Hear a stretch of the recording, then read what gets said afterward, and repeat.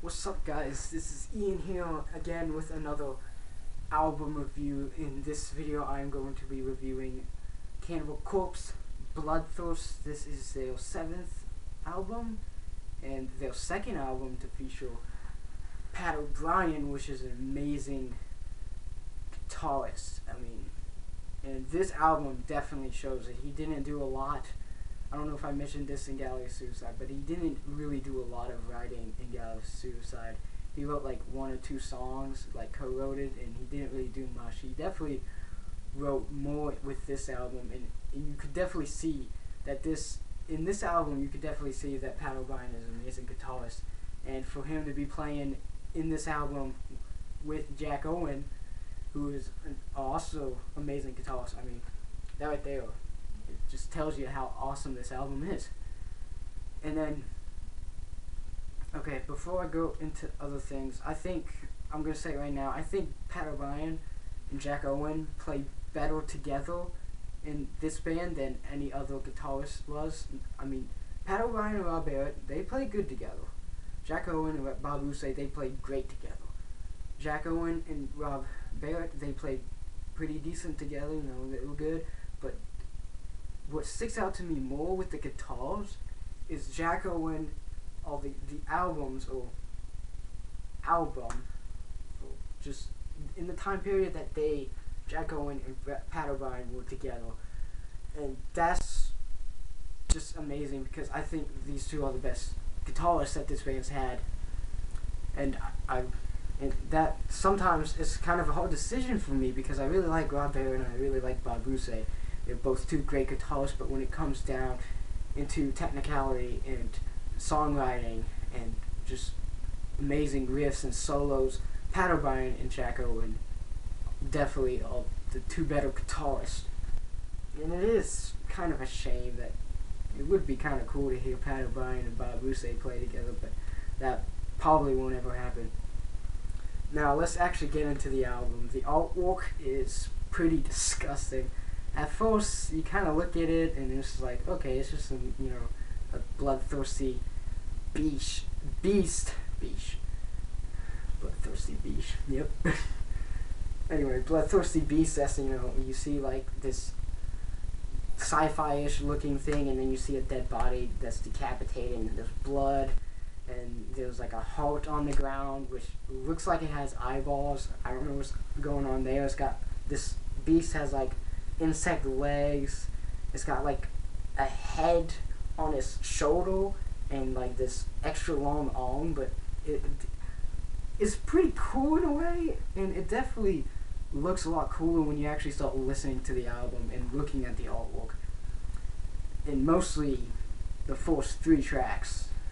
Just, ugh. And another thing, the first song on this album is called Pounded Into Dust. I don't know of a better way to start an album besides like Holy Wars or like Aces High with like Iron Maiden and Megadeth. But like this, Pounded Into Dust is probably the best first track for an album. That's right there is how you start an album. That intro riff. Most albums nowadays, they have like the fading in and stuff. This album, Pounded Into Dust, just starts off in this heavy riff, like this heavy groovy riff, and it's just so amazing. There's no fading in or anything. It just starts off. That's what I love about Cannibal Corpse, is they don't do all this intro crap that other bands do. They just start it off right at the beginning. They did kind of do a little bit of intros with Eating Back to Life and Push It at Both, and they kind of stopped that up from Tomb of the Mutilated up, and I don't think they ever did it again, and if they did, then I'm not aware of it, but I don't really think they did. Anyway, more into the album, the production. I really want to talk about the production. The producer is named Colin Richardson, which is an amazing producer, and this is definitely by far, I can't believe I'm going to say this, over Scott Bones because he was an amazing producer, but I think this is a better produced album than anything Scott Bones has ever done. It's just, I would argue this is probably the best produced music album of all time. It's that good. If someone were to ask me a question and say, hey, what do you think is the best produced album of all time? I would say Cannibal Corpse-Bloodthirst. And it's just amazing. The production, Colin Richardson looked like, most producers, kind of mixing up my words, but most producers, they go in, they set up the kit, they set up the guitars, they set up the amps, and then they start recording.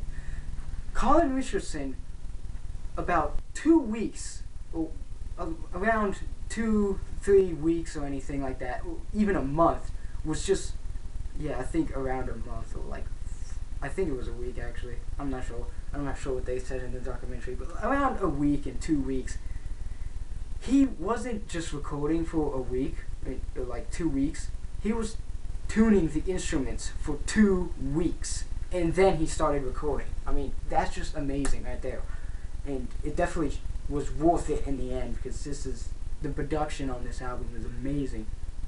I don't think anything can beat it besides I don't know, just any production really. Maybe almost like a Dream Theater production. I don't know. Maybe Scott Bones with this band is Scott Bones and Colin Richardson. Those two. Those are some of my favorite producers. And I can't really name any at the moment right now because I'm trying to go off track, but I don't need to because I need to talk about the album. Let's talk about the vocals. George Corpse-Grinder Fisher is an amazing vocalist, and some people have an issue with his vocals, like, oh, you can't understand what he's saying, and blah, blah, blah. First off, I understand everything that the guy's saying. And anybody who says that, for all you people who say you can't understand death metal vocals, I don't even think you're really listening to it.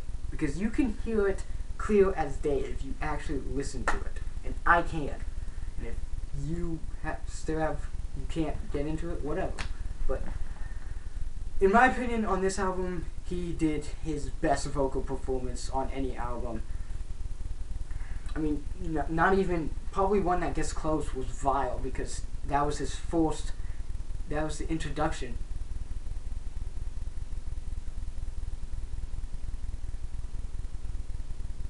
I thought I heard something. Yeah, see, that right there, unedited. All my reviews are unedited. I never edit a review. Unless I want to put credits in there or something. Okay, anyway, so, yeah, Corpse-Grinder, he did amazing with these vocals. It wasn't one of those albums that the vocalist screamed at high pitch too much. He screamed when it felt like you felt the presence of his scream about to come.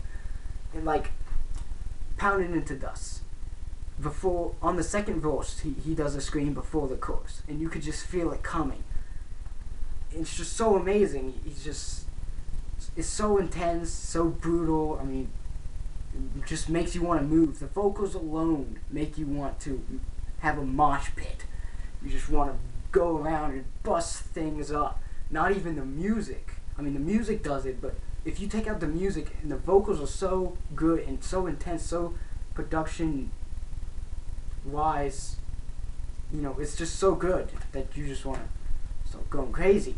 And that's just the vocals. And you add the music in, the drums, which are amazing, probably the greatest snail sound on a drum. The bass, amazing.